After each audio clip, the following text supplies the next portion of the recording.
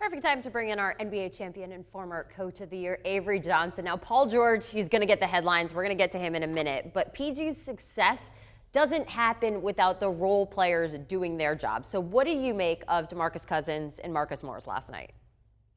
Well, Jenny, we've heard that famous quote when people start off a sentence by saying, I tried to tell you. I tried to.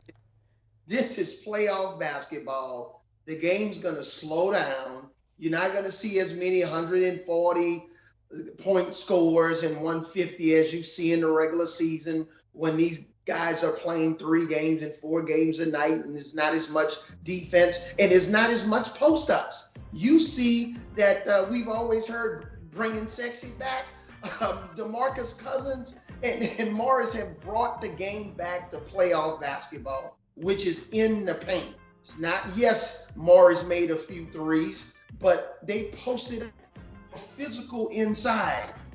They dominated Phoenix in the first quarter in the paint. They outscored them by 10 points in the first quarter, 36-26. So it was all about the post up, especially on the left box. Finding a matchup that they like, getting that matchup in the post, taking their time, jump hooks, power moves in the post. So it was like some old-fashioned 1980s, 1990s basketball, especially in that first quarter inside for the Phoenix Suns, which then opened up their outside three-point shooting game.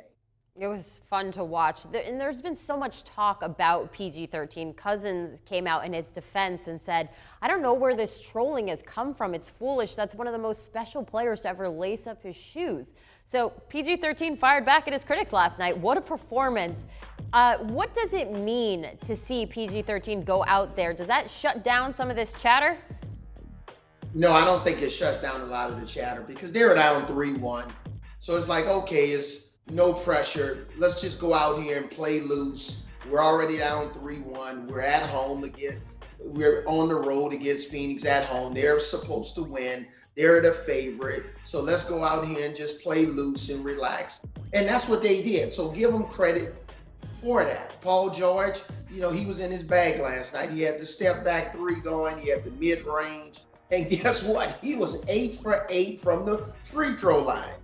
But now the biggest question is going to be what's going to happen in Game 6. Now, Paul George, you and the Clippers, you're going to be the favorites.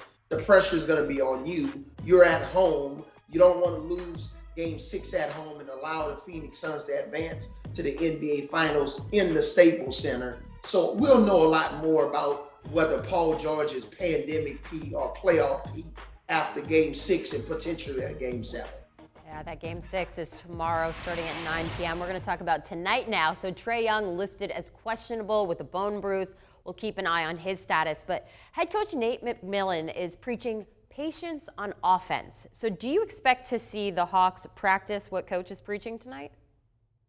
Yeah, I expect to see him practice what Coach Nate McMillan is preaching. Nate McMillan and I were teammates when I first entered the NBA back when we played for the old Seattle Supersonics, which is the Oklahoma City Thunder now. But I expect him to be more patient, especially Bogdanovic. Bogdanovic really struggled, 3 for 16 from the field. He rushed his shots. I expect Lou Williams, you see Lou Williams here, could have made one more pass and then got beat on defense.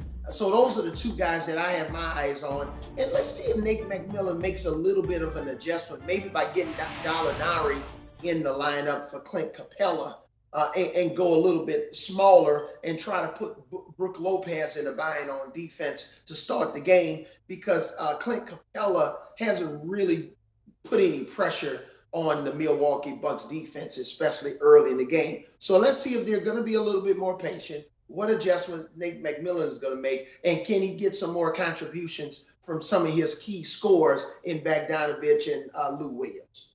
As I tell my 2-year-old daughter, patience, patience, patience. We'll see if they can do it. All right, now one of the other stories we've been following is Damian Lillard's future. CBSSports.com has an article out there where the best landing spots for Lillard might be. So Avery, where do you see him fitting in?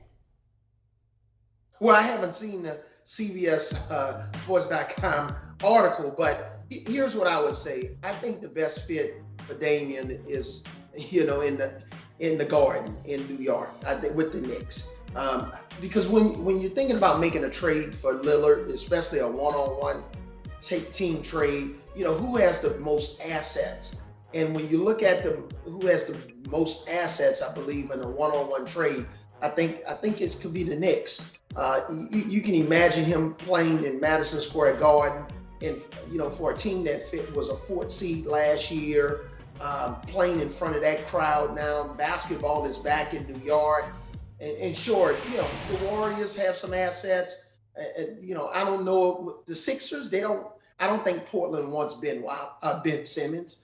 So I just think a lot of times we can fantasize about these trades. I've been on both sides of it, but I think the Knicks, even though they're 4th in that poll, I think they're the best fit for Damian Lillard, and I think he would be the best in terms of where NBA fans would like him to go.